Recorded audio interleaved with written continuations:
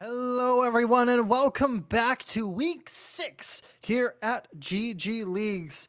We are joining you from the wonderful world of League of Legends here in Division B, where we have a matchup between Kaboom, who is 4-1, versus Valpo Esports, who is 1-4. My name is Cosmic, and joining me today is going to be Graham. How are you doing today, Graham? I'm doing pretty good. I'm looking forward to this match. As you said, it is a bit of a bit of a difference in the standings, but should nonetheless be a pretty interesting game overall to see. Of course, it looks like that Valpo will be having, I believe, 3 of their subs playing in this game. So we'll have to keep track of how the team synergy sort of plays together with 3 of their players not typically on the roster going to be playing today. Yes, it should be a very interesting matchup here. And I mean, Valpo has had some rough times in the Mhm. past going against Kaboom. It does look like it'll be a bit more difficult as well. I mean, we are in week 6, so this is more or less a do or die moment here for Valpo to see if they can't get themselves up into the right tier. And I mean, more or less, we do have some very interesting drops here and there. I know we're on hovering on the precipice of a new patch coming up here. I Yeah. think we might have it starting up here next week. And we do have Renata. We have not seen her yet, but we do see a bit of action coming out from Valpo's orbital. So we might be able to see her played in this game. So I'm very interested to see where they're going to be taking that angle. Yeah, no, I personally love Renata as a champion. I think she's really, really fun, and more importantly, she's super strong. I feel she has really good matchups into a lot of engaged champions, and even versus a lot of enchanters, she actually does pretty well into. There's some that she does struggle with. I believe Soraka, Sona are like some of the harder matchups for her, but other than that, I believe that she's a very, very powerful pick overall. And if we do get to see her, I'd love it because honestly, her ultimate is one of the fun abilities in the game. To be completely honest, in my opinion, at least. I do agree with that as well. And I mean, we do have some other powerful champs across the board as well. We Mhm. definitely have over the side of Kaboom. We have a lot of favoritism over to some of the members there. We have a lot of games from Drygov over on that Lulu, which will definitely add a bit of complication, but will also make that Renata that much stronger as well. We do have plenty of Zeddy games coming out, surprisingly enough, from Super Sky Monkey, who I'm pretty sure is Kaboom's jungler here. So I'm very interested to see if they want to mess around with that angle and whatnot. But as we're diving straight into pro draft here, it's very interesting here. We have Bands of Renata off the board already. There goes the Vigar and Jinx as well from Valpo. And over from Kaboom, we also have the Fiora gone as well, and they have just taken away Ari as we speak. So, those are some pretty high tier ones as well. And Zeddy's gone as well. So, a lot of targeted bans champions we definitely thought we would see here. I know that Vigar is definitely a targeted ban as well towards Mhm. Kaboom. So, a lot of good power picks out from both these teams. I think they know what they're looking for here, and I'm very interested to see what they're going to pick out here. And it looks like Gwen is what's going to be picked out here first from Kaboom. Yeah, very interesting. All the bands seem pretty standard, what we'd expect for. Of course, a lot of those champions are strong in their own right, but as you said, target bands coming out too. So Gwen being picked up, bit of unusual. She has fallen off a little bit in the meta. It's not necessarily a pretty common pick, but I personally think she's still relatively strong. I mean, she hasn't lost any real power, but Nunu Willemp will be picked up on the side of Valpo, and that champion has a bit of a history. Of course, he can either be super oppressive in a game or he can end up being useless, and that's kind of the flip you go for when you're picking Nunu. Either you're getting these early ganks off and you're being super proactive, or none of it ends up working and you're just going to end up pretty much useless for the rest of the game as he doesn't necessarily scale the best. Zaya, though, being picked up, very safe ADC with her ultimate. We've seen a lot of Zaya picks now that the meta is kind of changing. Kai'Sa's being brought back. Of course, there's no Kai'Sa in this game, but Zaya, very, very safe, and I believe lethality is still the preferred way to play her, although I personally enjoy crit. There's been some buffs there, and we'll see Ashe actually joining up here, another champion that has been silently getting buffed in recent patches. Of course, has become not necessarily super popular, but I do think that she is worth picking up, and we will, in fact, be able to see it in this game. Yeah, I'm very interested to see what support they take along with that Ash. You get some pretty nasty combos in that bot lane. And I do agree. It's been very interesting to see the lethality start being picked up a lot more in the meta, and it's good to see Zaya finally come back after such a strong deficit for quite some time. Karma is also going to get picked up here. Looks like for possibly support, possibly mid lane as well. Very interesting choice. You don't see a lot of Karma, but a very powerful mage in her own right. Very good shields. Otherwise, just a lot of good damage output there. Jace will be the final pick of round one from Valpo up in the top lane to take on that Gwen. Will definitely give Gwen some trouble up there. Jace also a really solid fighter duelist up there up against Gwen.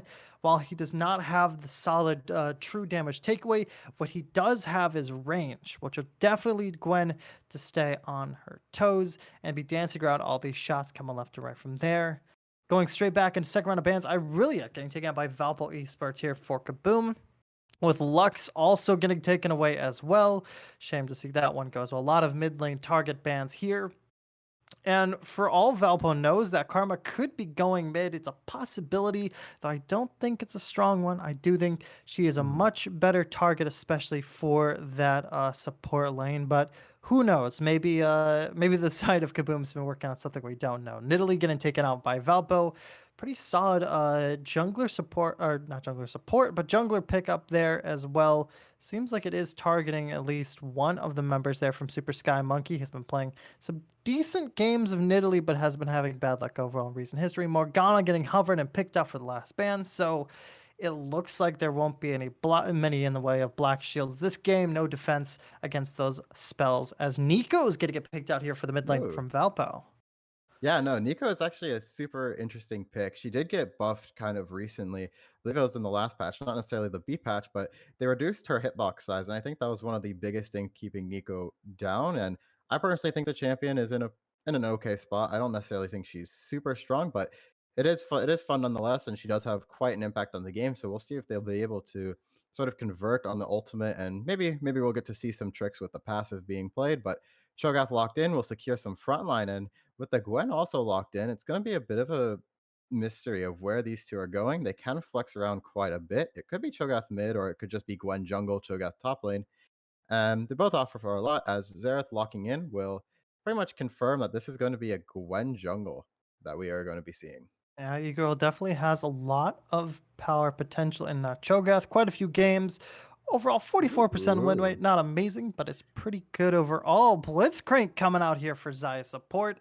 Should definitely put that side of Kaboom on their toes. While Xerath can definitely be in the mid lane, it's a very fluid, looks like, comp here from Kaboom Esports. It's very surprising to say the less. But overall, I'm very interested to see what we're going to be getting here as far as where are these members going to be looking through. Of course, we're going to see it in Champ Select here, but I mean, it's still overall a mystery to Valpo Esports. And I mean, they have a pretty solid lineup overall, pretty solid targeting points nonetheless. And so I'm very interested to see what we have going on here. What are your thoughts on this, Graham? Yeah, so the draft does look pretty interesting overall. I think it might be a bit rough for Kaboom in this top side, just because picking Cho'Gath into Jace is not necessarily going to be something that you'd want. I think it will do a bit worse than the Gwen, but could also be confident with the Nunu there, though. You can imagine that there's going to be a lot of attention paid towards that top side, trying to get this Jace ahead. But honestly, if Valpo can't get really an early lead with the Jace being able to spread out through the rest of the map with a lot of their lead, then I don't see how they really play the game when it comes to mid to late game, because Ash Karma Xerath is going to be poking them down quite a bit, and they don't necessarily have the best tank shred. So Cho'Gath later on will become a monster. So it'll be on Valpo, in my opinion, to have a lot of pressure in this early game in order to make sure that they can get this Jace ahead, so that they can at least try to match what Kaboom will bring to them in the mid game. Yeah, I do agree with that as well. That Jace is definitely a pretty strong lynch point there for Valpo to be doing extremely well. And I mean, I have not seen much of the way of power coming out from that top lane. So I'm very interested to see what they have in store for us here. Just looking over Zenith, ZNH here, not very many actually at all games of Jace in recent history has had looks like a few ranked solos whatsoever. But I mean, I'm very interested to see what they have wrapped around the corner. Jace again has been seeing quite the renaissance, a return, especially in this latest season. Not as much as this patch overall, but I'm intrigued. I'm very intrigued to see what top lane has going on there. Now, I'm also very curious in this bot lane. Kaboom, we don't have a solid pick on the support though. It's probably going to be the Karma here as they're going through Champ Select right now. Uh, I'm very intrigued to see what they are going for down in that bot lane because Blitzcrank can definitely pull one of those two mage supports away from the Ashe, keep them away from that one, and Blitzcrank will definitely help out a lot later game if you want to take away at least some of those poking members, at least try to get them out of that fold so there's not a lot of power behind them. There's just so much poke in that bot lane. I don't think Blitzcrank will be doing very well, and I think Nunu Willump will have quite a bit of difficulty looking over just CC wise. In general, you have Ashe slows, you have Zera stun that can stop Nunu directly in their tracks, knockups from Cho'Gath as well as silences as well. So there's a lot of pressure here, and not a very strong front line from Valpo. So I don't know if they'll be able to push forward against Kaboom on this one, but I could be proven wrong. We could see some changes there as Xerath is going to get locked into mid lane. So Karma support, about what I expected in the end. But I mean, I'm always ready for the strange support that is Xerath in general. I never know if he's ever going to be there or not. Sometimes I'll be playing a normal game and I'll be surprised to see this floating rock demon down in my bot lane and I'll be sad for the rest of the game. Rough memories. But overall, I give the edge over to Kaboom as far as champ select goes. They just have an overall really solid comp. They have a solid front line, a lot of poke from behind, and I don't think Valpo has a very good, like, as far as like solid counter picks overall. Jace goes well into Cho'Gath. Nico should go well into Xerath. There's a bit of a mixed one there in the bot lane though. If Blitzcrank could get some hooks off, that could lead some danger to some of the supports and other members down there. But as far as team fights go, I don't think they have that one in the bag. I think Kaboom might be able to take that power down. So it looks like a lot of picks will have to come out here from Valpo Esports. Very much so. And to sort of give a little bit more over to Valpo's side, looking at Kaboom's draft, it is very heavily indexed into magic damage. I mean, 4 out of the 5 members are going to be primarily using magic damage as a source. So it is fairly easy to itemize defensively speaking against the composition. Ashe is not necessarily the best at shredding tanks in recent meta with a lot of her itemization builds, but if they do go Kraken Bork into Runins, I believe is one of the options, then probably will start to see a lot of shred. But as you mentioned previously, there isn't really that much of a frontline to begin with, so the itemization problem is kind of lessened. The Nunu and Willump, if they do get fed, it can become problematic, but we'll have to see. I think a lot of this game will rest on how active Vector is on this pick, being able to actually accelerate himself, and of course the Jace. And really, a lot of my questions come to where this bot lane is going to be for Valpo.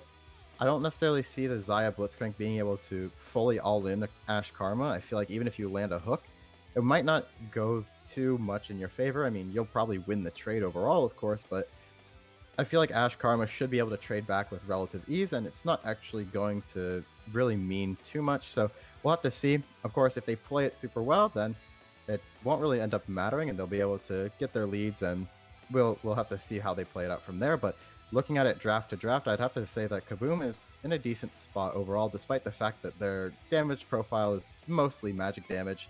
There's not really much that you can actually itemize against. The most you would get is Merc Treads and then maybe a Hex Drinker, but other than that, not much going on for defensive options for Valpo Esports. That's what you heard it here first, folks. As we are now in spectators delay, we got a little bit of time left, a few minutes before we dive headfirst into this match. We're gonna take a quick old break, so you guys can, stretch out your legs, get some water, go to the bathroom, do what you need to do before this exciting matchup here, because I can guarantee you're going to be glued to your seat for this one. And if I'm wrong, then you can tell me in chat. I'm watching always. But we'll be back in just a couple minutes here with the first round between Kaboom and Valpo Esports. We'll see you guys in just about 2 minutes here.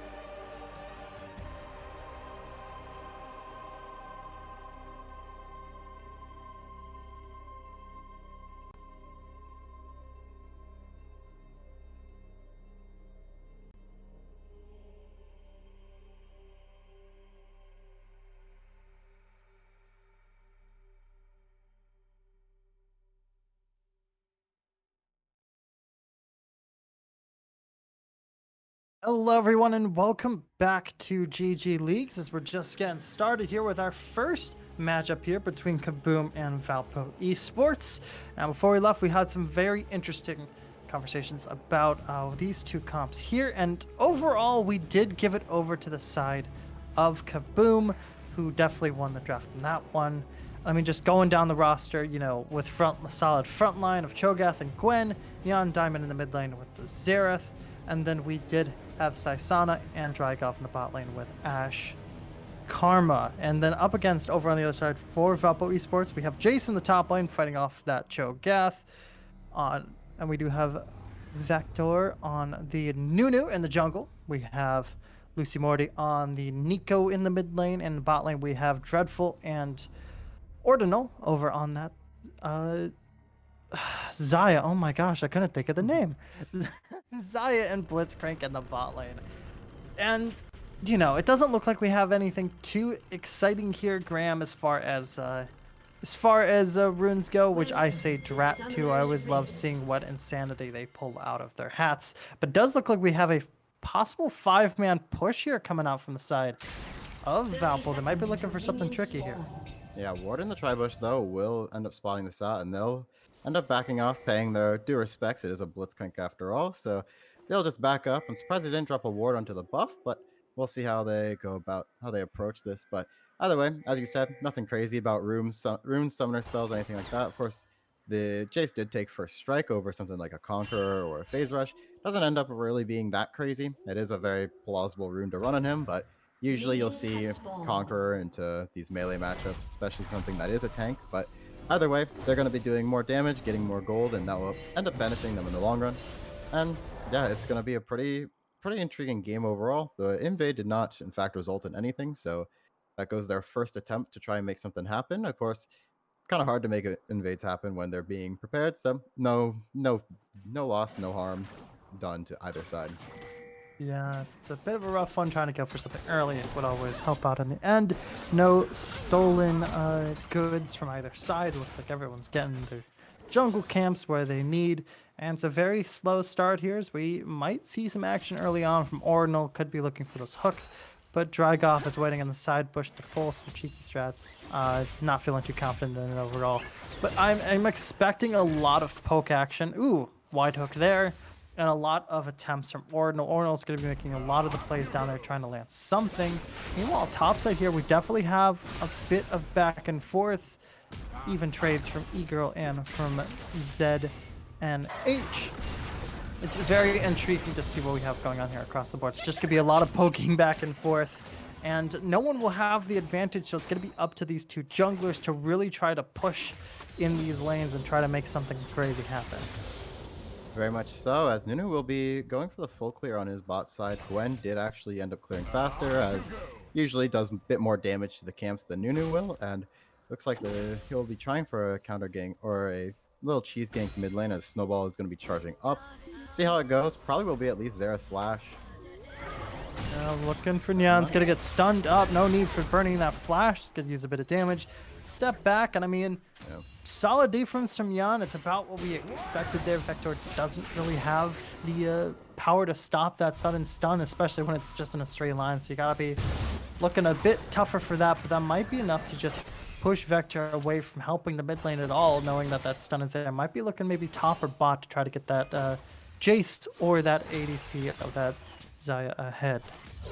Yep, now it's important to note that Cho'Gath did actually just burn his teleport. He pushed the wave in, got a little cheater recall, got the tier, and teleported back to his tower. So if he does in fact die to a gank here, that will be quite detrimental if they crash the wave. But let's stop for topside for now, because there's going to be a gank here on the bot lane. Yeah, wide hook's already gone, so Ordinal doesn't have. Instead is going to pop that E and go right into the bubbles, taking quite a bit of damage along with it. Ignite may not be able to stay too long, but is feeling frisky for it, going head first in there as well. Not going to find it. Multiple flashes getting burned across the board. All flashes in the bot lane are now gone. Pretty much actually just Saisana's last flash is left there. Had to burn heal there. But I mean, a good initiative coming out there from Super Sky Monkey. Really looking for something aggressive overall. Wasn't able to get it, but was able to get a lot of summoner spells out from that bot lane. That's going to lead a lot of trouble coming up here for Valpo Esports. Very much so, and to be precise, it's every summoner spell for Valpo as No! We didn't get to see it in the top lane, but E-Girl just absolutely shut down, got some solid knock up, and it looks like some good pokes out as well on Jace. Oh, got a flash from the Nautilus, thumbs up. That's your way of knowing you tried, but you did not succeed. And yeah, that's already not looking good, especially when that Jace is a bit of your linchpin in your plans here. Yeah, very much so. We'll end up being quite detrimental, all things considered. The teleport will be blown back, so we'll not miss a lot of that wave. Of course, some of it did go down, but other than the kill, which does impact her, I believe is going to be in a pretty decent position as trading down onto the Cho'Gath on the tower. But still, somehow, he actually didn't come out on top of that, which is honestly kind of weird. I'm assuming that's just minion damage being weird because I didn't see the Cho'Gath hit him at all. Yeah, maybe it was a Cho'Gath, maybe it was E bounce back. I didn't really see there. I did see the knock up though overall. As a bit more aggression happens up there in the top lane. ZNH is definitely looking for some kind of repercussion there. He's not going to find it. Meanwhile, somebody is going to get forced directly into tower range, giving enough time for Neon Diamond to get some extra vision within the jungle there.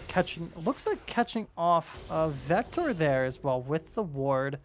So, you know, it's gonna be a bit rough there. You know where they know where Vector is now, and so there's gonna be a lot of routing coming over. I mean, looking at farm alone, meanwhile, bot side looks like a solid pick popped out. Not something we expected there. Flash of a mastery too, bit of a BM there from Dreadful as they were able to pick off Dragoff there, and it looks like it might have been a Q land as well. Meanwhile, top side, a lot of knockup damage coming there. Solid pushback, flash from E-Girl. And it looks like the chomp will be enough. We're at level 7 now, folks. So, you know, 2-0 in the top lane, feeling pretty good up there. It's going to be E-Girl.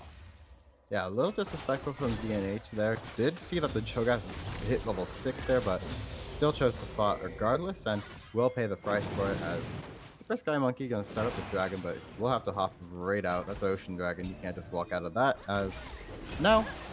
Looks like Valpo will start it up. We'll see if it can go well for them. There is everyone in the area, and for the most part, they're healthy, so probably won't end up being too well for them as they're going to have to back off anyway. Yeah, multiple members converging onto their point. Could be looking at something aggressive here. We do have Blitzcrank looking around for something. Is going to land the Q, but it's on the Gwen. Maybe you don't want to fight that one off there. Gwen diving a little too head forward. It'll be enough, though, as Neon is able to get some solid damage off there on the side. Shield to be enough. Flash going to get burned for Lucy to actually pick up a kill there. But meanwhile, return from Syza as a double will pop out there for the bot lane members over on the side of Kaboom. Overall, it's going to be a 2-for-1, and Kaboom has enough time and a good amount of pressure to go ahead and force that Drake if they really wanted to. Yeah, it looks like they won't go for the dragon as their jungler did die, so trying to solo that with only a few items to their name will not be on their agenda as they would rather wait for that confirm with the smite to be available to them as now Kaboom are in a pretty solid spot, a 2.5k gold lead in their hands, and they're going to be able to use that quite substantially as they try to then pressure for this Ocean Dragon, get more objective control and more lead in the game overall in order to sort of close this one out. Of course, it's only 7 minutes, so it's a bit early to talk about that, but you know that would be the ideal game plan from here on out.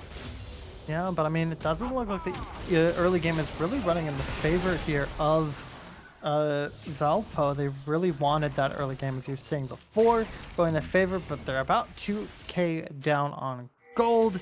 Their top laner, who they were definitely looking for to have a lot of power, is going down as well, and they're down 3 kills with some solid gold bounties on members' head in the top and mid lane there. So overall, it's not feeling too good for Valpo. They might be looking for some sort of picks later on. Looks like definitely objectives are what they are hoping for here, as there was some looks around the Rift Herald there trying to take that one. Though Ocean Drake is still up. We have not lost our first Drake yet. So, you know, no idea what Soul's going to be, but there's always a lot of open objective pressure. Does not look like either team is really feeling confident enough overall with the picks that they've gotten to really try to force for that.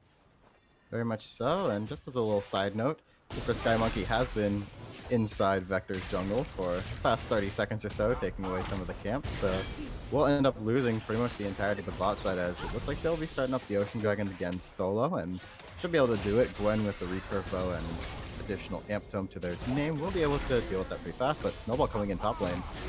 They're looking for something. Knockups will definitely land for E-Girl, trying to get something off on Zen and F. But meanwhile, Vector is not really ready for that one. Nice. It's going to come around, shut down gold extra. 500 going in the back pocket there of Zed and F. Gonna feel pretty good there. But meanwhile, Drake is gonna get picked up towards the bot side. But overall, good initiative from Vector and a good turtle on there for Zed and F, despite how low his health bar is right now. Yeah, I would say that's worth trading the Ocean Soul for the shutdown onto the Cho'Gath. Or not Ocean Soul, excuse me. Ocean Dragon. Trading the Ocean Dragon for the shutdown onto the Cho'Gath. Very good. I'd take that any day, especially when you're behind. You kind of have to sacrifice the objective for more definitive, as Karma gonna get caught again. Oh no. Happens again. We weren't able to catch it. Oh no. It's not feeling too good in that bot lane. I mean, it does look like Dreadful's starting to pick up that AD power spike there with those extra kills for them as well. Meanwhile, single E-Girl and Untitled are going to pick up that Rift Herald. That looks like they might be trying to look a bit top here. Pick that one up.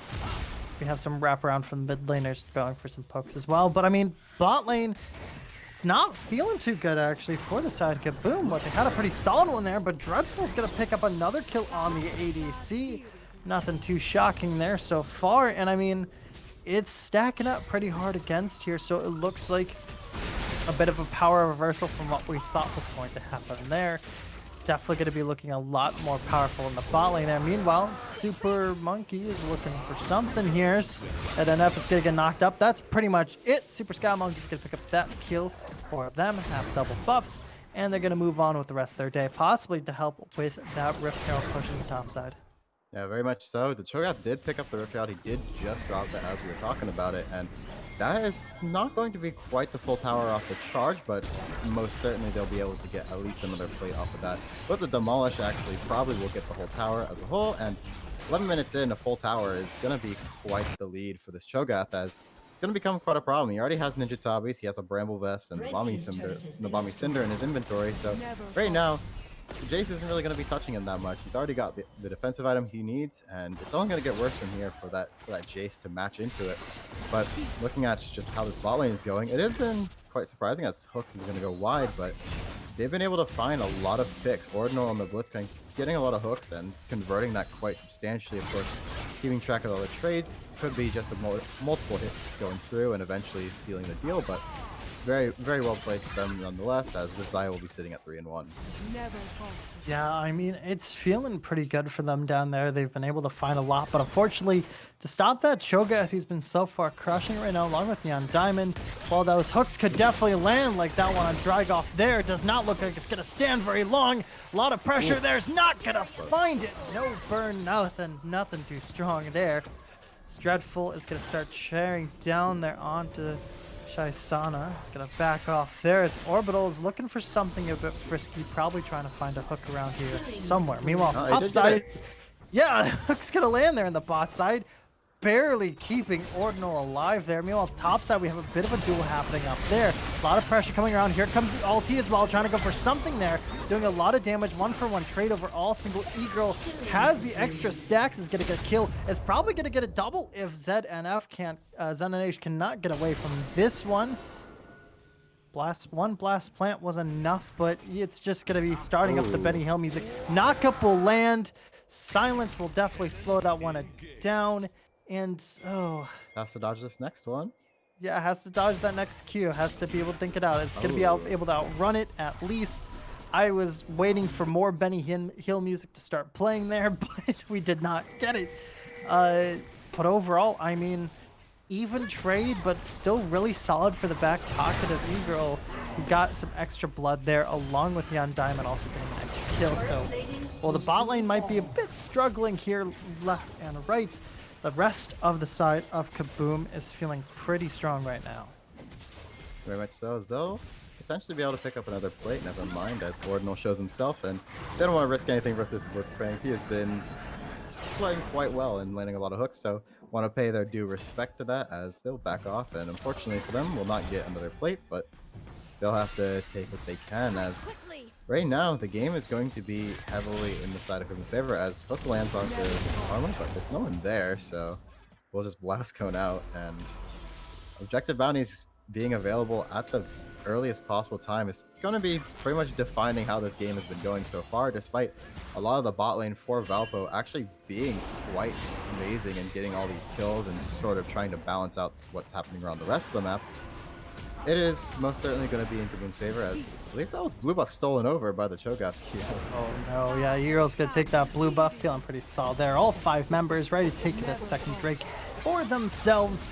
Egro playing out the full defense. Orbital's gonna pick up a Cho'Gath, not exactly something you really want to grab. Get back off, looks like there's no pressure here from the rest of the side, but Egro is looking very aggressive for Vector right now, trying to go for something as Ordinal is coming around the corner. Sees multiple other members going to hook the Cho'Gath again. Don't think you really want to. Eclipse is in the back pocket here of Dreadful. Feeling pretty solid. Blitzcrank gonna get knocked up. Meanwhile, top side there, a lot of ultis coming out there. Drygov is gonna pick up 1 kill. Super Sky Monkey's gonna fall pretty low. Neon Diamond's gonna get a pop off there in the back line. Absolutely deleting some of the members. Looking for more, is gonna get a double kill.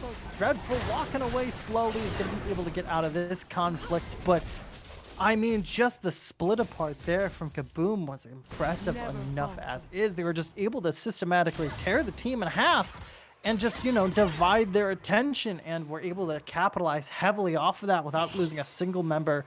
They would get a lot of extra blood, a lot of shutdown golds, and, you know, a good amount of damage there, not only on the mid tower, but on that, on those waves over in tier 2, because tier 1 wasn't even down yet. Very impressive nonetheless.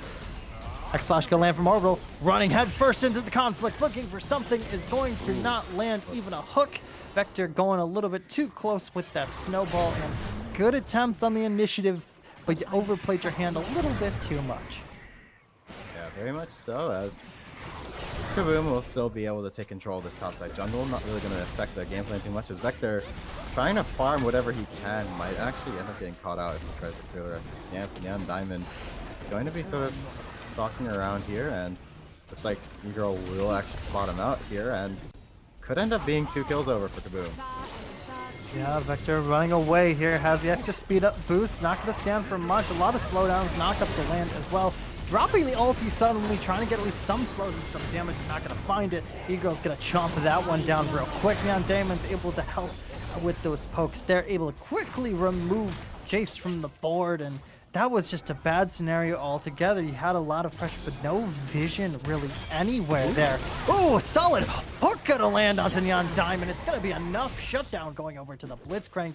A nice little turnaround kill from a nice 2-0 to making it a 1-2. Meanwhile, objective bounties will be claimed to the bot side, as the Xayah Dreadful is gonna be going to press forward as well, take down that tower, as mid tower is not looking too hot. Same with top, as I'm pretty sure that one will fall shortly if Eagle is caught up on their bloodthirst. 3 members looking around for that one, but it looks like a possible bait here. They might be trying to bait out towards the Gwen. They won't get it though overall. Yeah, Gwen will actually just take the tower here, and now that Jace is sort of behind enemy lines, we'll get chased down here. Looks like they'll try to save it, but don't think it's going to be possible. I mean, it is 4 members there. TP's coming in. Zen and H is not going to survive that one. Neon Diamond's going to get some solid slows there. Huge amount of damage onto Ordinal and Vector there. Single Eagles coming out of Shy. Sana's going to snipe that one with the ulti as well. Another member falling over to Neon Diamond. There goes Lucy Morty. Another member falling to Gwen, as they're already inside the base, pressing forward. You have Dreadful. Try and hold off some of the members here, as all their teammates are dead. We could see a pretty quick closing out here, as Dreadful is being forced away from you know, the pressure happening across the map there. Ulti's gonna pull, you're gonna get a double root there, but it's not gonna be enough. Super Sky Monkey is able to find one. They have Shelly dropped again. They're looking for that early end. 2 members popping up around the corner as well. Looks like a quick snipe from Zen, and H is gonna be popped in the back corner there. Shelly is going to fall. You got 1 tower, you might as well start backing up there. Able to return it with an extra kill on top of Ordinal there as well, who tried to slow them down. It looks like it was enough, but at only 18 minutes, the base is already open, and one of the Nexus towers is already gone.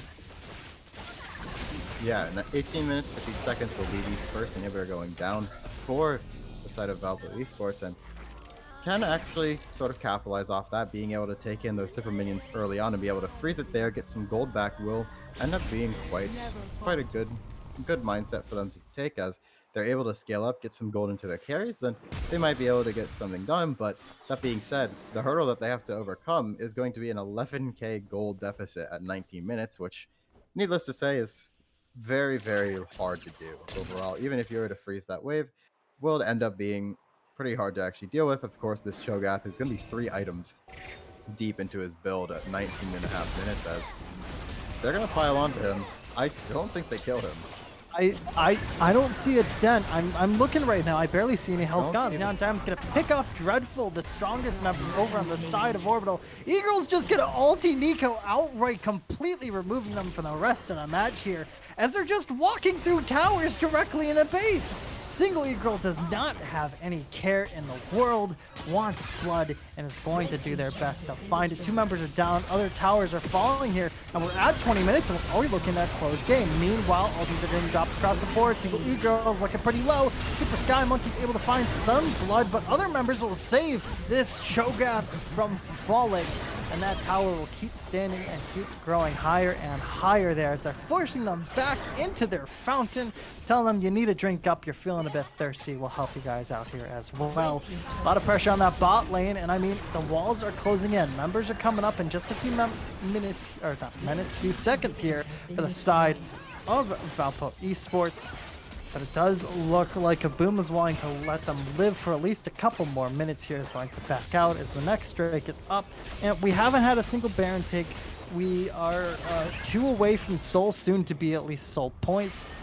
And we're at only like 20, almost 21 minutes here. This is a really quick shutdown, and it's falling fast with Valpo. Graham, can you see any way of Valpo pulling this one back? It would have to be quite a miracle. In all honesty, they have to collect a lot of the shutdowns that are present onto the members of Kaboom. Of course, that's easier said than done, considering one of those bounties is going to be on this Cho'Gath. You'd have to secure probably the next few Barons in order to get objective bounties, maybe win some dragon fights in order to get some gold back. But honestly, there's not much you really can do in the face of an almost 14,000 gold bounty, except pray that the enemy team makes some type of mistake that you can rebound from. Other than that, it really doesn't matter what your comp is when you're this far behind. You just have to kind of play it out much better. Of course, if you get some nice team fighting ultimates with Nico, you can look to make something happen, and that will kind of be your way in. For example, you could also use Blitzcrank Hook to try and find a pick, but onto who is going to be the next question there. There's a lot of people that are going to be facing that, and even if you hook the Cho'Gath, I don't see his health bar going down. I really don't either, as members are already starting to fall early on. Tower is gone. Vector is going to survive with a chomp, but not for long, as Drygulp is going to pick that one up. Single E-Girl is going to find some other members here and start knocking them up and getting some fresh snacks as well. Now Diamond finding some more. A lot of damage coming out from that ulti alone. They're not even focusing on the Nexus Tower here. Single Eagle is just hungry for more and more blood, and it does look like that will be it. There's nothing you can do to stop this defense, but try to steal at least the Cho'Gath away. No good scores for you. You're gonna fall once more, as the Nexus is still gonna take a lot more damage. There's not enough saving time. The first round will go over to Kaboom. Yeah, very well played to them. Very, very clinical. I mean, they didn't really give Valpo any room to breathe in all of their game plans. They grouped up around the initial dragon. They got some leads there. Top lane just ended up winning on its own, and despite Valpo's bot lane honestly doing really well for themselves, being able to pick up quite a bit of solo kills in that 2v2, it didn't end up mattering that much, and in the end, Kaboom was able to take the game overall. Yeah, no, it was really impressive. They were able to start up that lead in the top side there with Single Eagle on that Cho'Gath. Super Sky Monkey also did phenomenally well along with Young Diamond. They were able to dominate their lanes and really press forward really strongly there. And I mean, just looking at KDAs on the board as well, we were also looking at Vector as well, who definitely made some attempts to try to at least help some members across the board, but just wasn't able to find a solid footing. Went 0, 7, and 3. Which is pretty rough to say, at least for jungle. I understand if you're playing tank, kills might not be your forte, but it's rough overall to say the least, especially with a lot of farm being taken away from you by Super Sky Monkey.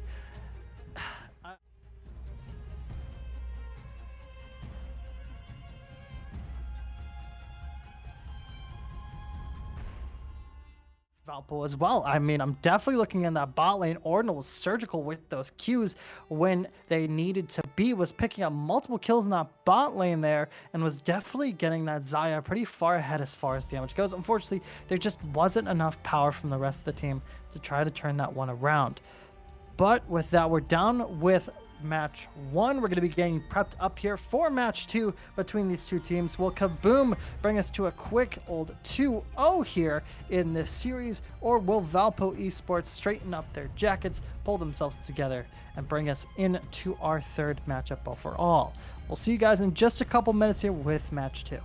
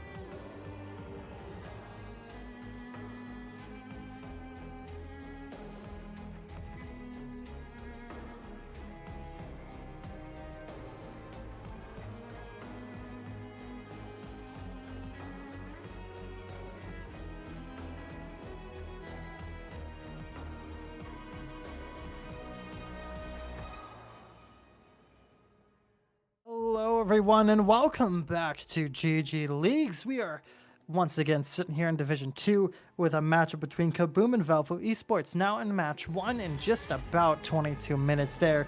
We had Kaboom slowly but surely push up against Valpo Esports and go ahead and shut them down from the top half of the map inwards.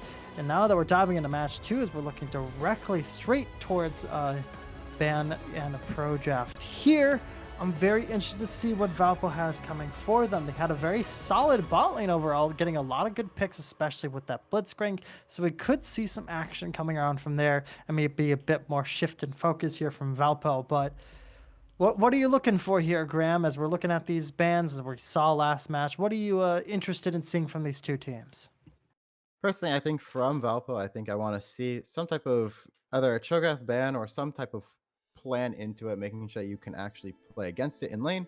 Because even though the Jace would theoretically work out, didn't end up doing so in actuality. So we'd like to see something there. But that being said, Fiora is actually left open, and we'll be able to see if they pick that up. Karthus being on the ban table, I don't believe that was there previously in place of the Fiora, so I'm a bit curious as to why that was picked up, especially since that was Kaboom that ended up banning it instead of Valpo changing their bans. And of course, Jinx, Auction, Veigar going to be some of the bans that meet the table. Most of those are pretty standard. I believe last time they banned the Zeri, but since Kaboom took that away from them, they'll be able to get away with the Auction ban as Hecarim locked in. Personally, I think Hecarim is probably the strongest jungler in the game right now. Does so much damage, very tanky, and can clear his jungle super fast. Not to mention that his ganks are always going to be super oppressive and takes a lot to actually shut him down. And we might see a Viego answer into it. It's not necessarily the best answer. I believe, just statistically speaking, I'm pretty sure the Sin is what is usually preferred into it, but Viego is probably the next best thing, as Lee Sin is a fairly difficult champion, Karma being locked in. Didn't do too well in the previous game as it got abused by the Blitzcrank, but once that sort of phase got over, of course, the shielding from the Karma and a lot of the utility that she provides ends up being super useful to the team as a whole. So don't mind seeing that pick being brought up again, even though didn't do the best early game into that Blitzcrank. It's something that you can change about your playstyle, as Nautilus is going to be the hover here instead of the Blitzcrank for the side of Valpo, as it will get locked in. It's not necessarily too different from the Blitzcrank. It still has the same idea, but it's a bit more reliable in how it gets things done, with the ultimate being something that's a bit better. So I don't mind the pick at all. I think it's great, and it fits within the style that Valpo was already running. So we'll have to see what they pair it with. Usually in current day, it would probably be like a Kaisa or some type of aggressive ADC, as Tristana will be the lock-in there. Hasn't really seen much play, but is a fairly strong champion in her own right. But there's a lot of things that can be picked into it. The Xayah is something that we saw last time, but that was run by Valpo. A lot of champions can play into the Tristana just fine, but we will see what Kaboom decides for, as it looks like it will be the Ezreal. Yeah, and I mean, looking at these two comps right now, it does seem like Valpo's putting a good chunk of power across the board right now. I mean, Hecarim's already pretty stacked up to be one of Vector's better junglers, while the Nunu was good as well. Into Viego, I'm very interested to see what's going to be happening there. A lot of mobility across the map, so we could definitely see this Hecarim definitely play a lot more power there. Karma, also a very impressive pick coming out once again from Kaboom. Worked really well last time overall, especially later in the game, to give speed buffs and to go ahead and help shield up members when they are feeling low. But overall, I'm looking at Valpo, and it looks a lot more coordinated for that bot lane, feeling really solid. Meanwhile, Ezreal Karma is going to feel a little bit rough around the edges there. You have mobility from both, which is good, so you'll definitely be able to press forward as far as initiative goes. But for this Nautilus, it's once again a lot of free reign onto these mage supports, and so it's going to be very rough down there. Meanwhile, looking at the rest of the bans right now, we do have Twisted Fate and Orianna taken out by Kaboom. Not wanting to see this, not wanting to see not only good team combos from the Orianna, but good mobility from the Twisted Fate. You don't want to see that on the board. Meanwhile, Gwen getting taken out here by Valpo was really impressive last time, and the Xerath as well. Two really strong members coming out from Kaboom, but instead they're going to pick up the Victor. Victor, still in my book, is one of the strongest mid lane champions in the game right now. Still feels really solid, does a ton of damage, and overall is just really well picked. Ooh. But Rise is definitely a solid enough pressure into Victor there. Lacks the range, but definitely has the damage along with the speed there. Could be a very good matchup in that mid lane. But I mean, so far it does look like Valpo is feeling a lot more coordinated, uh, less in the way of them try to counteract certain champions here and there, and instead are trying to work as a unit for some solid maybe 1-3-1s or some solid 4-1s later on. I'd have to agree with you there. I think their comp looks much more cohesive and kind of works together in a bit more of a cohesive. I said cohesive already, but in a bit more of a conglomerated way where they can actually sort of go in together. They have the Tristana, the Hecarim, the Riot, or the Nautilus, and the Irelia, all of which are very good at going in. The Rise, of course, with Realm Warp can add to that. On the other side, I'm not sure I like this Gangplank pick. I'd like a bit more frontline, but we'll get locked in regardless. And what Kaboom has drafted for themselves is a pretty solid poke core with the Karma Ezreal, throw in the Gangplank barrels in there, and it can be pretty good. But overall, when you look at how their game plan plays out, I really don't see how they would try to force an engage. They would have to try and play to peel back, but it can be pretty difficult with something like a Victor that isn't exactly the most mobile. Gangplank can have a pretty hard time. Of course, can cleanse something with the oranges, but with Nautilus, Hecarim, and Rise, there's so many things that he needs to worry about that just having the oranges might not be enough for him to get away. So I really do like Valpo's draft here. I think it's a bit more cohesive. I think it can actually get something done and can get picks and sort of function as a very all or nothing composition. While Kaboom's is going to be a bit more reserved playstyle. It's not going to be all up in the face. It's going to be trying to play back a little bit more. Of course, if they end up getting a lead, then that can end up going straight out the window because Ezreal with a Karma can be absolutely terrifying if that gets ahead. Viego, of course, ever since release, has been a champion that thrives off of getting fed, getting ahead, and being able to actually deal with a lot of champions and then get a bunch of resets, do it that way, and just become an absolute nightmare to try and deal with if he is ahead. So I think personally that I would prefer Valpo's draft. I think it's just a bit simpler to play rather than Kaboom's sort of kite back style. But we'll have to see how they actually play these out because that will make a huge difference in how the game actually functions. Yeah, as we're sitting here talking right now, we do have a bit of technical difficulties coming over from the side of Valpo. Looks like a few issues with some of their members. That's perfectly fine. We're going to go ahead and talk a little bit more, wait around. And if it's too long of waiting, we'll come back to you guys with some updates as we can. But, diving a little bit more into this comp right now, I do feel really good about Valpo's. I do agree with you, and I think we're both on the same page here when we say that Valpo definitely feels a lot more together during this draft than compared to the last one for sure. There's a lot of power there, but I'm very interested in how this top side is going to play out. Uh, Neither top laner has, from what I can tell at least, it has a ton of power or knowledge behind some of their top lane choices there. Like there's a little bit of knowledge of that Irelia coming out from ZNF from earlier on, but not a ton of knowledge from either one of these top laners on these characters. Could be having something in the works that we don't see, of course. So I'm very interested to see what stops the pull out there. So it'll be a very interesting duel as we do have, still a lot of power from these other members as well. Bot lane, of course, another amazing place to look at down there, especially from Valpo, who we saw did really well last time and now have this really oppressive bot lane duo. A lot of traps, a lot of problems coming out left and right down there, and I think we'll definitely throw Kaboom at least a little bit more for a loop than they had last time.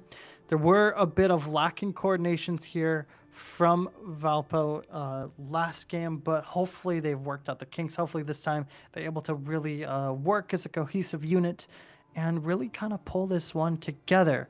Now, as you are probably seeing on your screen here, shortly we are going into champ select. Now we do have that power. I think we're going to be going back to the main desk overall. Could be wrong. I'm not sure.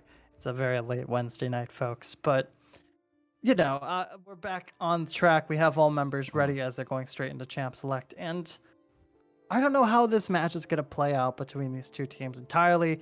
uh, last time we could definitely see a lot of power coming out from Kaboom there, and they definitely showed us what's what overall, with just a lot of oppressiveness and working to their strengths that they had across the board. But now there was some strong points coming out there from Valpo, especially from that bot lane, and now all of their members are feeling really strong as well, and they gave their bot lane some really good duo down there as well, and so I don't know how this match is Mhm. going to play out. I think Kaboom could definitely try to reroute with what they have. It's a very unconventional comp as far as damage comps go, but I'm very interested to see what they have going on for this one as as we just kind of wait around the clock there. I mean, I think Valpo has a serious chance of bringing this one to a game 3. Yeah, and it looks like we might actually have to get a remake on that thing because I think they just picked the wrong champion. But either way, yeah, it's gonna be an intriguing one. I did say that I think Valpo's is just easier to execute on overall, but that being said, we did see how Kaboom is able to actually execute on a lot of plays. They have a very high coordination together as a team, it seems. So they might be able to pull off some type of composition like this where it's not necessarily clear cut how you're supposed to play it out if you don't get the poke that you want to before a fight, but if you manage to get it and you're able to sort of sustain yourself through that, then it could end up being a pretty solid composition. We'll have to see though, because it is a very high execution based. Of course, a lot of those champions are not easy to play in their own right, so it will come down to how well they actually play around their composition.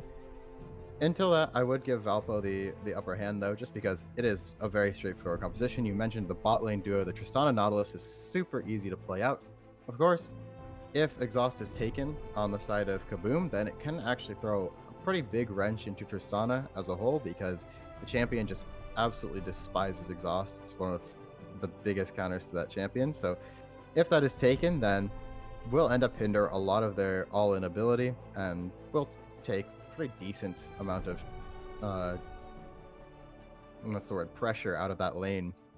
So we'll have to Hmm. see how that works out. And yeah, I mean, overall, you mentioned it. It's pretty hard to understand how this game is going to go because on paper, yeah, Valpo's draft I would say would win, but we have seen Kaboom execute on very high skill level plays and sort of coordinating around together. So it could end up just going completely in their favor because of the way that they play around the map, the way they play around each other, and being able to actually use their champions in the effective manner. Yeah, I'm very curious to see how this match goes, and I know Mhm. I say it a lot, and I'm pretty sure Chad is tired of hearing me say it over and over. But I'm always curious to see what Mhm. weird and crazy matchups we have across the board. Because I mean, there's always very unconventional things played, uh, especially here at GGLeagues. We have a lot of weird things happen left and right, and I mean, well, Kaboom's comp is not exactly unconventional to say the least. It isn't like frontline power backline. It's very much just a solid damage comp. They don't really have a very strong or tanky frontline. There, I mean, they definitely have a lot of catches. They definitely have some. They have some stuns popping up across the board. Slows on a huge amount of damage there. And I mean, even while looking over on the side of Valpo, while they do have more of what we consider frontline as far as tanky members go, besides Nautilus, uh, you could possibly give it to Hecarim, but if Hecarim can't, pick off somebody and run away, they're gonna be dead in the water. Irelia's same as well, can feel really tanky later on in game, and if they can get their own lead ahead, it can definitely help out. But I mean, from what we saw last time up there in the top side, it didn't work out too well. But we do have a bit of a rotation right now. It does look like Sky Monkey is going to be in the top lane this time. Well, it does look like E-Girl is going to be in the jungle. So we could see some changes happen there. Some very interested there. And we also do have some more in champs, like a lot of different picks there. We have MF Jakimbo in the mid lane on the rise, and Thok Senpai in the bot lane with the Tristana. So it's good to see them here as well. I'm very intrigued, as we do have a lot of switches on rosters here now that I dive more into it.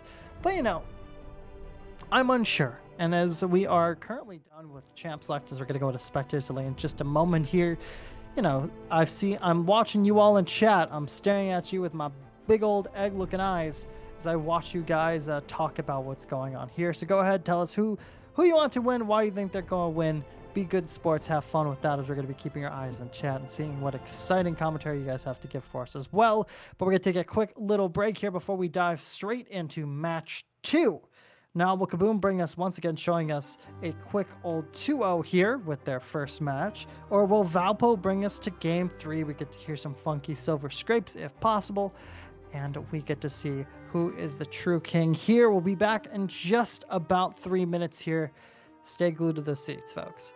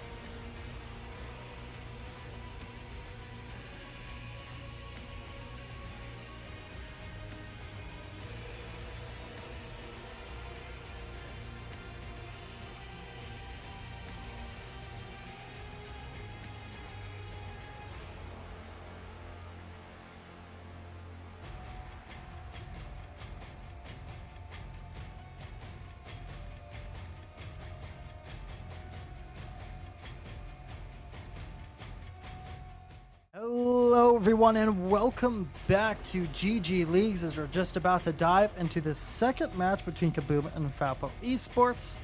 We did talk quite a bit, but I'm pretty sure we, without saying it, we gave that bit of a champ select crown over to the Valpo this time, despite their match one being not so funky fresh, as to say with kind words. Now, as we're looking across the board, we do have some roster changes, so I think I'll go over them in order real quick so we know who we're talking about and what we're facing right now. We have Dreadful in the top lane there with the Irelia on the blue side, and we also have Vector on that Hecarim, Mr. Fast Horse, in the jungle. In the mid lane, we have MF Jakimbo on the Rise, Thonk Senpai on the Tristana in the bot lane, and it does look like we have Sidar in the bot lane with that Nautilus. Meanwhile, over on the red side, Super Sky Monkey is going to be in the top side this time with that GP. Single E-Girls on that Viego in the jungle. How exciting. Now Diamond on the Victor in the mid lane there. It's going to be very interesting to go between Vector and Victor. I hate that. We have Shaisana there in the bot lane with Ezreal. We have Drygov on the Karma in the bot lane as well.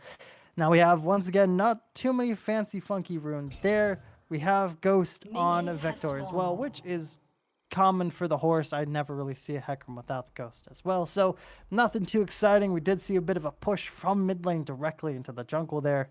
No one's really going to press any pressure there. But overall, it's looking pretty standby as far as everything goes. Yeah, overall, everything fairly consistent. Of course, some of these things are just not really too intriguing overall. Rune summoner styles seem to be pretty traditional. It is Gangplank with Ignite though, so opting for a little bit more kill pressure, maybe a little bit more trading power instead of the standard teleport that you'd see top laners take, just to try and have a bit more map pressure. But it is Gangplank after all. He does have a global ultimate, so Ignite is not necessarily the bad option here. Other than that, it will be an exhaust heal bot lane with Ezreal taking the exhaust. I mentioned earlier that Sana really dislikes exhaust, and we will see why, hopefully. But for now, it will be sort of stagnating in this early game, as they'll try to hit level 2, try for some wave priority, as this looks to go wide there. Yeah, once again, we see a lot of pressure happening from that bot lane. A lot of back and forth, and so I'm very interested to see, what this bot lane from the side of Valpo has the corner. Meanwhile, top side, oh my goodness, Super Sky Monkey looking for blood is gonna find it instantly there. 230 on the board. That was really fast there, already burning that Ignite, quickly taking down Dreadful, who just doesn't have the range and the strength to really push that one forward. I mean, TP is going to get burned there as well, just to return, just to get some sort of normalcy there overall. But Dreadful's not looking for a very fun match for the start here. No, absolutely not. Paid a little bit too much disrespect to the Gangplank passive. Trial by Fire does a surprising amount of damage, and it's all going to be true damage. So very, very underestimated option as the rocket jumps forward. But yeah, unfortunately, Hook will land, but it. I think we're good. Yeah. Ezreal pulled the very funky dash back that we always see, while the hook will still land and that stun will still be there. You get away without being scot-free, because Spaghetti Code is the best way I could call Ezreal's dashing ability. It's the same as Ekno's. It confuses and baffles me. Sometimes it doesn't work where it should. Other times it works where it really shouldn't. But another hook will land from Drygov, who's just going to dive headfirst into the matchup there, not able to get the ulti off. And wow, yeah, really fast early kills here, barely 4 minutes. But I mean, extra blood going over Thonk Senpai, 1-1 on the board. Yeah, good hook so far. Dragov did in fact flash into them, so gotta assume that was a misclick, mispositioning of the mouse. But either way, I think it would have ended up with a kill. The Tristana bomb was gonna do enough damage anyway, but do hate to see it overall. But either way, that will not be first blood going over, actually, because the solo kill top lane happened. Either way, it will even up the score 1-1, and kind of like the previous game, it will, for the time being, of course, be the same story. It'll be top side going in favor of Kaboom, but this bot side will be favoring Valpo for the most part. Yeah, I mean, it's slowly but surely a very fast repeat of what we saw game 1. I mean, that was already pretty fast to begin with. Dreadful already looking pretty low, as realizing their mistake, and is going to play pretty far back there on Super Sky Monkey. Meanwhile, we do have single E-Girl waiting around the corner there. Got to pick up some of those crunky Krugs there. And I mean, there's just that threat of pressure. I mean, so far for the junglers there, Vigo's definitely picking up a lot of work. We have seen a little bit of pressure coming around as we have first Drake about to pop up with that Infernal. So that means no Infernal Soul, no insane amounts of damage. Meanwhile, I mean, just looking across the board in general, while mid and top have stayed pretty even, there's just been a lot of pressure on the spot lane. It does look like they're going to take care of that early advantage overall that they have in the bot lane. They already get to pressure this Drake. With only 5 minutes on the board, does really feel like Valpo is trying to speedrun this game so far. And I mean, after last game with how quickly things turned around there, I could definitely see why you're trying to speedrun it now, especially with your solid oppressive. Vector coming around the corner does not have the smite available, so it's just going to play it back, play it safe. But early Infernal Drake adds a lot of extra power and some gold to your back pocket, but overall it does look like farm difference might be what stacks it up overall for the side of Kaboom, just barely. But I mean, ooh, a little bit of speed up there happening in the mid lane. Looks like some accidental button presses here and there from our great producer gods. As we do have some looks happening in mid lane there from Diego. We do see our bot lane members finally coming back after a first back with that Noon Curve. Meanwhile, top lane does have ultis. Immediate ulti from the GP will be dropped already. Trying to take out Dreadful quickly. Will not find it. But we do have Hecarim looking around topside right now. Going for some pressure. Forcing the flash. Didn't get the charge off. Probably wasn't going fast enough. Bit rough there because you just burned the ghost all for just a flash. I mean, you got it in the end, good for you, but no charge means no extra kill, and Dreadful's gonna go home hungry. Very much so. I mean, you know, number-wise, it is still worth. It's a 5-minute cooldown for, I believe, a 3-minute cooldown on Ghost, so you'll end up taking it regardless. You'll be able to repeat gank, but either way, we'll end up being about a not a 600, but about a 400 gold lead for the side of Kaboom here, of course, mostly due to a little bit of CS leads here and there, but also just due to the fact that First Blood did in fact go over to that little extra amount of gold, as Victor ulti, the Chaos Storm, will be dropped on the Rise to prevent the back, and that's actually pretty solid because now Neon Diamond actually gets a pretty favorable reset here, doesn't need to burn teleport, and Rise doesn't actually have the mana to clear this wave out that fast, so does end up getting a priority on this back, so I actually don't mind that ulti, even though it looks a little bit goofy. It does end up being pretty significant there. Hooks, of course, not going to land on Ezreal in any significant manner anytime soon. Graham, I'm glad to have you around because I would have been very confused on why Neon Diamond just burned ulti for no apparent reason there. Does make sense overall in the end, though. It definitely it does look a little goofy, I'm not gonna lie. Yeah, and I mean, overall, I don't think that Victor ulti's all that oppressive. It definitely helps overall. Meanwhile, topside, speaking of ultis, there goes I really ulti already. Super Sky Monkey feeling pretty low. Doesn't have the damage or the defense to hold that one back. Is going to fall flat there. Bennett in a reversal. Very nice to see, as it does look like kill difference is over the side of Valpo. And meanwhile, bot side, ulti's getting dropped as well. Dragoff trying their best to run away. Ignited right now on the run. They're able to get away, but meanwhile, you're leaving ZH just kind of left out there. A lot of damage. Root's going to land. Members are able to back out and get away. Flashes will only be burned on the side of red side. Meanwhile, over by the dragon pit there, Rise tried to go down for a bit of a look-see, trying to pop around the corner, but it does look like the members of Kaboom will put that one up, and they might be looking for something a bit extra. Not gonna find it though. Too many control wards sitting in one bush.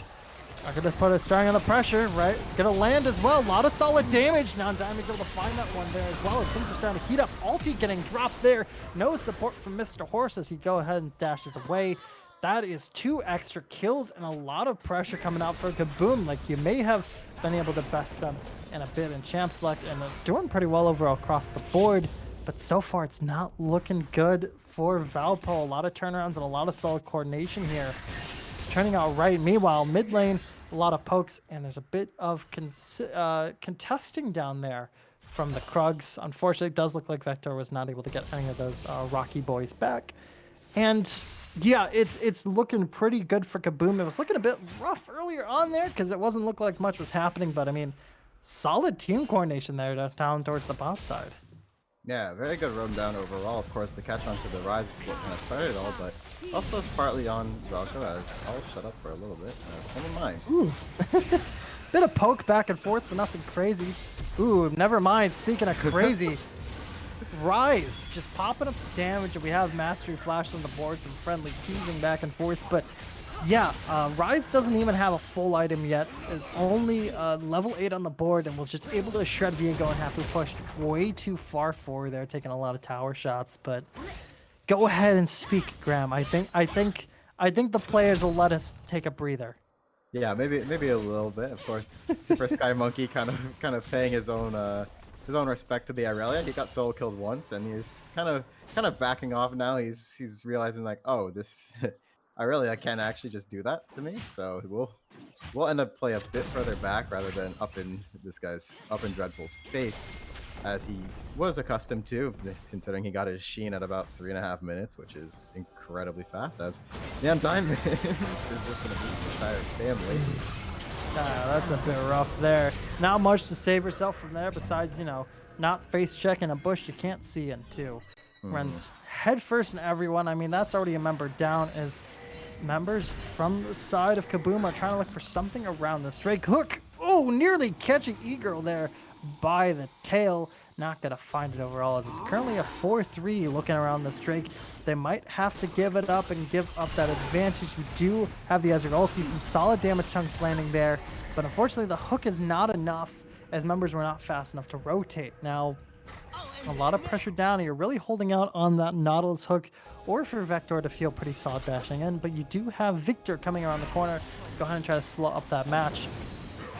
Hidden Viego is going to be a bit of a scary one there, as members are going to start pulling out that Drake, forcing this team from Valpo to try to turn this one around. We do have Vector looking for something, going to land it. Drake will be taken over. All ulti will be used to escape as well, as now the members are on the run. There goes the GP ulti, landing on some members there. Single E-Girl is dashing head first to the Thonk, looking for something overall. Is going to find it. Double kill going over to them. They get not only the drink, but 2 blood in the corner. And it does look they might try to pincer here over onto Kimbo. Never mind. It looks like single E-Girl is looking for a different type of pressure, which is going to be Vector. Is very hungry for blood. Not going to land the silence, and Dreadful's around the corner. Might try to bait the bush, but I think they're going to try to slow down on their aggressiveness here. Yeah, very interesting time to contest Dragon. Of course, one of the big positives of Kaboom's draft is that once you get sort of in that area of the Dragon and they can't really get a clean engage on you, the Ezreal Karma is going to be very good at whittling down these HP bars, so couldn't necessarily stay into that river for too long, poking them down, as, well, I guess I didn't expect that one to happen, with Aurelia being almost at her full item, and will end up doing pretty well for herself. But yeah, and the rest of the map is going heavily in the favor of Kaboom here, of course. The Viego picking up quite a bit of kills there, and as I was saying earlier, once they get Dragon control, it's kind of hard for Valko to actually walk up, and the attempted steal was great, but the way that they did it was sort of going to leave them out to dry, and of course they didn't end up getting 2 kills, and wasn't exactly the cleanest time to try and contest it. Either way, we'll end up getting, as Saitana leaning forward, gets the poke, and it will end up being not actually that bad of a lead for Kaboom. It'll only be about 1,000 gold lead, which at this time in the game, when you compare it to game 1, is a huge improvement for the side of Valpo. It really is. I mean, Valpo was feeling pretty deficit last time, and I think that definitely came down to just not a lot of coordination and picks. And I mean, we're definitely see the coordination in team fights here. Oh no, Super Sky Monkey's not doing too hot now. It's gonna fall again, and Dreadful, you don't have to flash that on them. A single E-Girl has the does have, looks like, the Shelly proc here. Look for some sort of action overall. It's gonna try to scare off Dreadful, at least from the tower, and it will work. The intimidation factor strong with this one. But yeah, no, Valpo is definitely feeling a lot more confident in their team comp as well. While they have been looking a little bit lackluster as far as team fights go, when it comes to these picks, as we do see Mr. Horse diving in. Ooh, dropping ulti a little bit too soon, but it will work out overall. You're able to get Susana real quick there as far as damage. Thonk Senpai is able to thonk pretty hard there and bounce around the corner to trap him in his own pit. Drygov is going to be running away from all but certain doom, giving Thonk Senpai another kill as well. And a lot of this power is sitting on the shoulders here of Neon Diamond and Single Ego right now. The top side's feeling pretty rough, and bot side has been feeling rough both games. So, you know, Gold's going to go even, but Valpo looking stronger than ever. They could try to take some advantages they have when they're top and bot lane and try to push it in these team fights more. Very much so. I think this is the first time in the entire set where Valko has in fact had a quite sizable lead. Now it is only 700 gold. It's nothing too crazy, but they can use this to sort of extend it even further, get something onto this mid lane, maybe try to push down the tower before it's too late, and they could actually end up extending this lead quite significantly. They catch out the Karma here. It could end up being quite a disaster, but Dragov really fast on that either, getting the move speed to get out, as we'll end up dropping this mid lane wave here so that Jakimbo can actually get up. And again, another solo kill. This time. Ooh. Single E-Girl is able to get the wraparound. A lot of healing coming out from Dreadful. Oh my god, that was insane to look at. Young Diamond looking for some blood here is going to find huge shutdown gold there as well, but what the hell was that? What was that healing I was just looking at there? Only has a Bork to their name, and Irelia is already just tearing people in half. Single E-Girl looked like they stood a chance, had a lot of solid damage there from the ulti proc as well, but they weren't able to get that preemptive stun. They weren't able to stop down the auto battle there, and when it comes to those two members where they're standing right now, I think the auto battle definitely goes in favor of the Irelia overall. But I mean, Victor just has so much burst damage. Your auto attacks don't really matter when Victor can just, you know, pop around the corner, crush your bones, and walk away without much of a thought. Yeah, very much so. Well played from Dreadful there. He did flash the Viego stun, which I think was absolutely crucial to that point, because if you get stunned, you get locked up, and you'll eventually die. But the lifesteal coming through on the Bork there, really coming in clutch. Of course, was not able to turn it onto the too much burst damage going down, but that being said, we'll end up picking up top tower for the side of Kaboom, as well as the second dragon. So despite all the things that have been going on, they have reclaimed their gold lead. It is only 300, so it's pretty much non-existent, but you have to say that Valko is looking much better in this second game, as they're able to pick up a lot more kills. They're able to sort of clean out a lot of their fights, and honestly, most of this is just coming from the top lane. Dreadful and this Irelia being so prominent, being able to solo kill their opponent so many times, and it's gonna end up being a problem for Kaboom to try and deal with. Yeah, you're gonna have to look a lot around trying to find, you know, what can you do about that Irelia. I mean, again, only has a Bork, is already close to getting, well, looks to be their mythic item here, which will definitely help them as well. Oh yeah. Definitely. Yeah. I mean, that just leaves more survivability for you, and it makes it harder for members to kill off. And so it does look like it'll be up to Neon Diamond along to some of these members trying to go for some solid burst damage. A lot of pressure there, forcing a lot of flashes and dropping a bit of an ulti there. But I mean, it was a good attempt to try to get some solid picks for people who are pressing a little bit too far forward. Weren't able to find it overall, but as I was saying, there's a lot to try to do up against that Irelia, who just can get so much health back. They attack so fast, and what you really need is someone who could just stop them in their tracks. Like, I think when it comes to the fights, a major focus is to force out this Irelia. When it comes to them, like, I don't think it's a very optimal way of going 1v1s anymore, and it does look like they are starting to put the Victor up against that Irelia overall. I don't think it's a 1v1 trying to take out Irelia. You need a 2v1 to at least try to make a dent at this point with just how much healing to get back. A lot of solid ulti damage coming around as well. Dreadful popping around doing a ton of damage. Ulti's coming out as well, as Simple Ego's able to do some damage there overall with the Irelia. Trying to go for something, isn't able to find it, as Rise is going to TP over there as well to try to turn that fight around. 2-1 over the side of Valpo. I was just saying that Irelia is feeling really powerful right now, and Neon Diamond definitely helped take that one down, doing a good chunk of damage. But, you know, just the flexibility of teleports and moving around. Valpo is feeling stronger than they ever have, and with this take a Rift, which is going to go uncontested, Gold Favor is going to go into their pockets, at least a little bit more into their pockets. Is they're really starting to try to look around here for pressing this initiative forward. Like, you have a bit of a lead despite what Gold says. You're feeling a lot more solid overall. Like, what do you do now is I don't think Super Sky Monkey's really going to stand this one as they're going to get caught off by the stun. They're going to flash over the wall and get away. Dreadful is not a kind being, though. Actually, we'll let them get away with it. I thought they were going to chase them down. But I'm very interested what Valpo is going to do with this lead, because they're kind of losing it slowly but surely here, and they haven't had much initiative on where to put it. Yeah, it's very true. I mean, Kaboom has been playing out their macro pretty well around all the things that Valpo are trying to do, as hook in on the Nautilus will give him a little bit of poke, but the shield will be put up just in time. But as I was saying, they're playing around the macro super well. They're getting these towers, they're getting gold off of objectives, and even though the kill lead is 4 in favor of Valpo, Kaboom is going to be ahead of them by almost 1k. They've reclaimed a lot of what they've lost so far just through kills alone, and they're going to try and extend that. Of course, the Victor is pretty massive right now.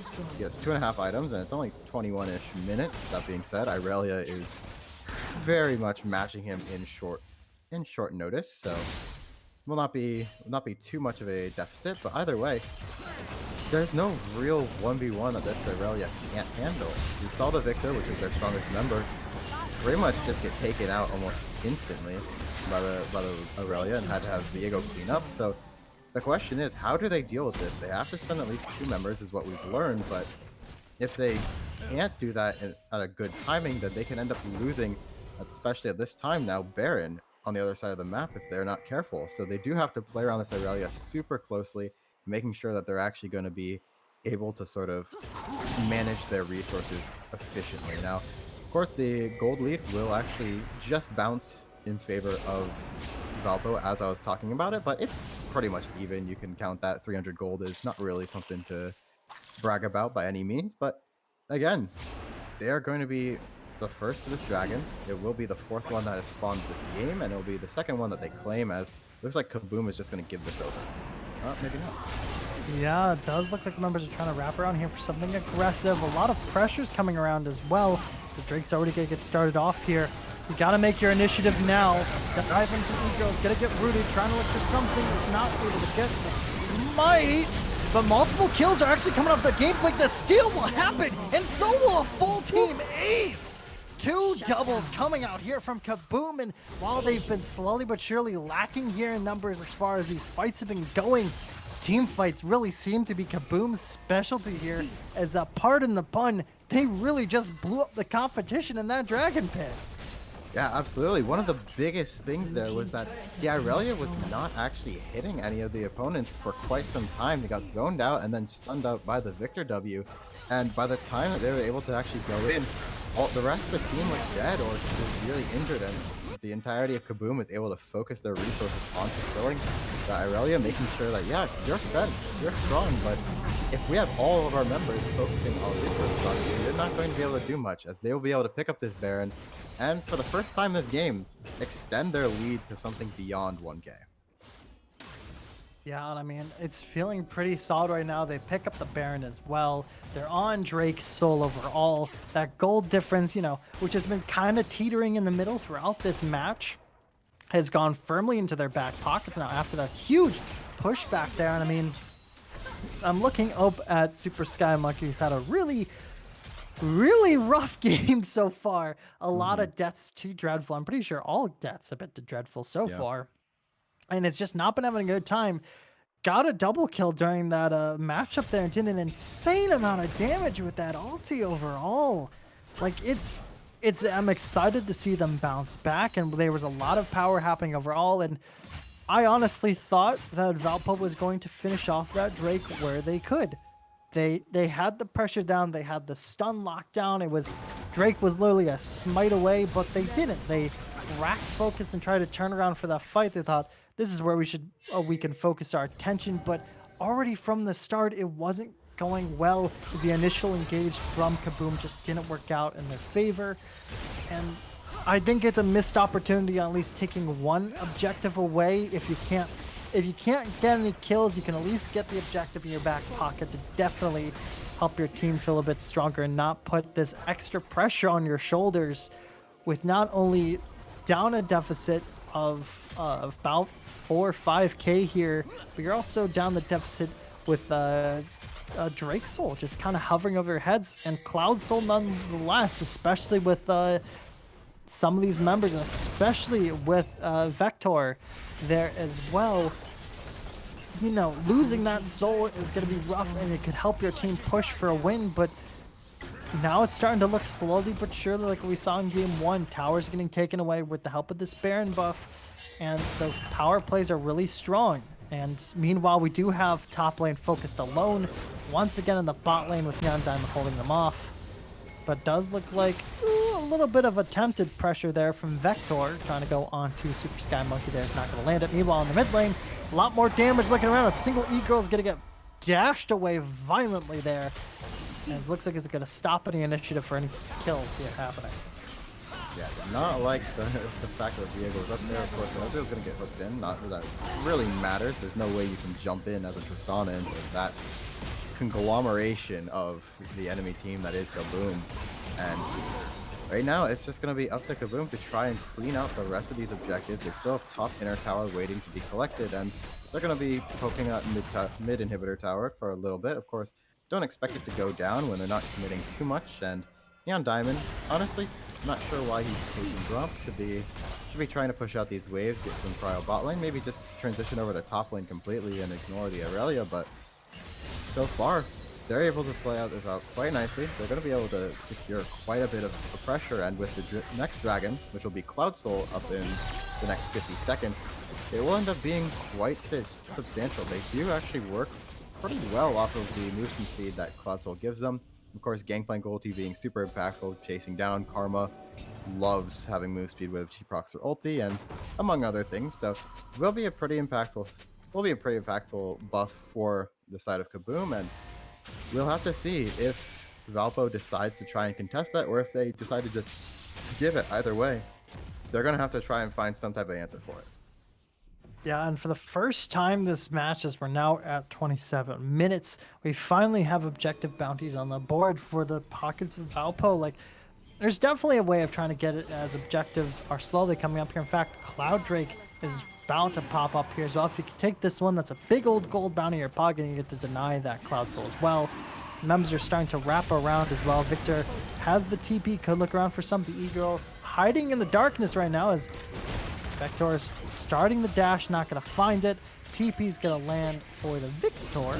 Trying to pop around the corner with Neon Diamond. Ulti's going to go there, taking a ton of damage there to that really, and the fight's going to start. A lot of damage happening in the middle as well, but a lot of members being fought back. As Dreadful trying to force off some of this back members is not helping the rest of their team. With 2 members already down, Dreadful's left alone dealing with 2 others as well.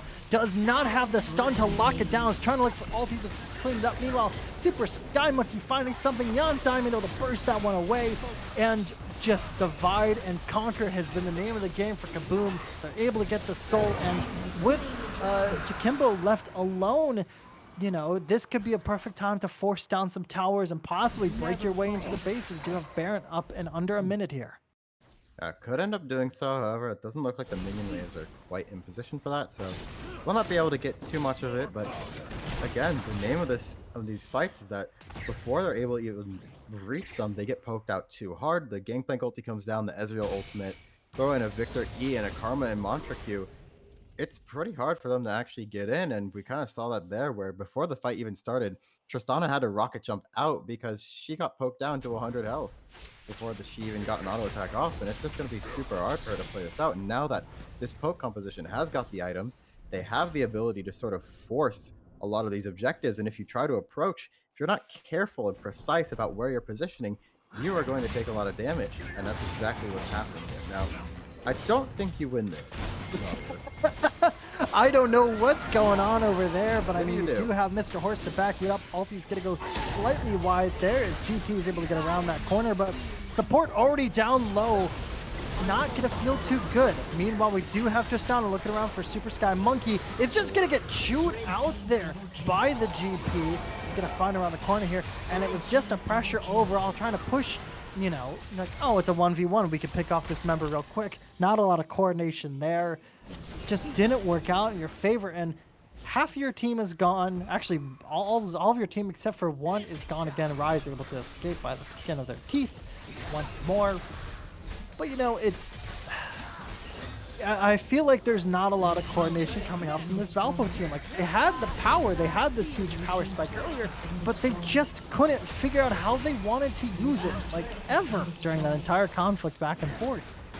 Yeah, very They much. didn't know where they wanted to pressure with it, and so, it just kind of fell apart in their hands as they, like, slowly lost these team fights.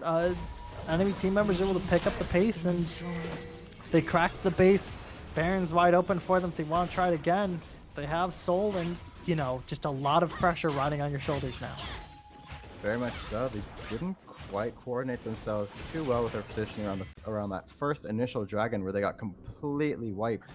And now it's gonna pay. They're gonna pay the toll quite substantially, as it's gonna be the mid inhibitor taken down, bottom inhibitor tower, as well as a bunch of auxiliary towers being taken. The two inner towers that were on the side of the map will be taken as well. And now, I mean, the game plan for Kaboom will be to just take this Baron and then just look to end. Try to find these ways. You have a mid inhibitor open. You can go through bot lane, get that inhibitor, and then you can maybe, if you want to take this a bit slow and you want to take it carefully, go top lane with the pressure that has. Never mind. Ooh, solid shutdowns there from there, really. A lot of pressure happening overall. I mean, that's one pretty solid member down, but the ultis are enough. Neon Diamond's able to turn that one around with that Victor ulti slowly shredding. Multiple members gone. Mr. Horse, run away! As fast as your little legs can carry you right now as Neon Diamond's right on your tail, doing a solid chunk of damage there as well. Fonk's able to get back into the tower. You don't even need Baron at this point anymore. While solid members are still up and slowly popping up as well, your support's just gone as we speak. Vector trying to do something to force these members off of the space to stay alive, but just a solid explosion there from Neon Diamond. He's able to get a double kill, and that's going to be the end of this game, as Kaboom may have took a little bit more, about 10 minutes here, almost to the dot, more longer than their first match, but they were slowly able to detonate the competition and drive this one to a 2-0 and win it there for 5-1 on their scoreboard. Yeah, very well played to Kaboom, coming back from a little bit of a deficit there, but honestly, hats off to Valpo. They were able to kind of hold their own there despite that very poor game one, and they were able to actually show a lot of signs of life in order to actually come back into this game and show that, hey, we can actually come through and win this. But unfortunately, I believe that one dragon fight where they got full aced was the complete turning point of the game and made it so that no longer was really that possible.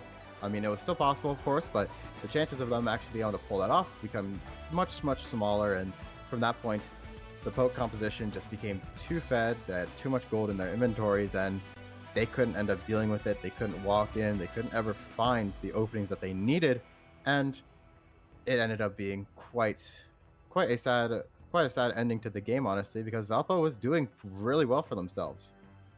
Yes, they were. Fortunately, we are having some technical difficulties with damage graphs, so we won't be able to tell you guys what exciting amounts of damage there were on the board, but I can tell you right now, it's pretty mixed back and forth, especially with those team fights overall. Went really well. It worked well for Valpo. There was a lot of life and a lot of power there, but unfortunately, they weren't able to bring it home, and like you said, that dragon fight, it just ended up flat there overall. But with that, we are going to call it a night. Currently, it is 11:47 here on the Eastern Seaboard. So we're going to call it a night for you guys, as you can go take a nap, go to bed, wake up tomorrow fresh, bright and early, and come back later tonight as we have more matches here on GG Leagues waiting for you guys as well. We do have some exciting matchups there. I'm pretty sure we do have Overwatch tomorrow between UVU Black and Vespa Hulks as well. Should be exciting there as well. Once again, I'd like to thank all of our sponsors for allowing us to bring these exciting matchups to you guys at home and allowing us to show you these crazy fights, especially with these two teams as well. I'd love to give a big old GG to both of our teams there of Kaboom and Valpo Esports. Great job to both of you, and a great job to you as well, Kaboom, for winning that one all and stacking up 5-1 on your leaderboards. Thank you all so much for tuning in. Go ahead and check our social media links down below, and come and check me and Graham out as well at our social media links there too.